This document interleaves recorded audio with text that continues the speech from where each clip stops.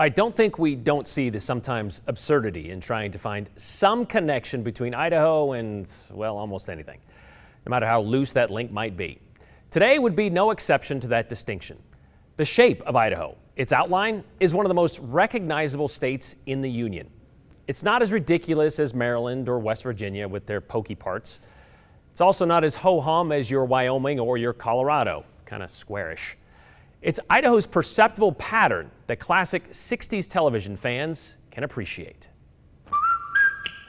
It ran for 8 seasons in the 60s, nearly 250 episodes. The Andy Griffith Show. Andy Griffith was the story of a small-town sheriff in North Carolina. Or was it? Turns out the map in Andy's office told a different tale, depending on the episode. In some, it was Nevada. In others, it was California.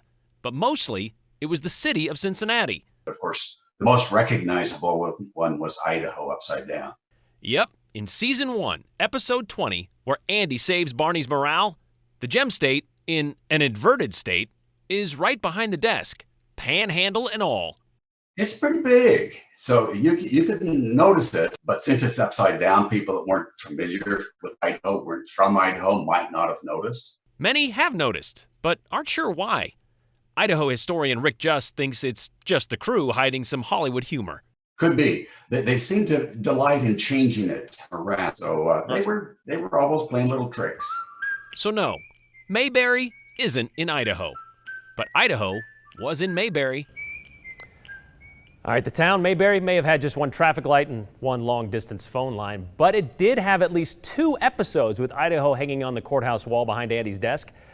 There are some websites out there that track this kind of stuff, and they can point to at least one where you can see the map of Idaho upside down and another with it downside down, so that would make it right side up. Yeah.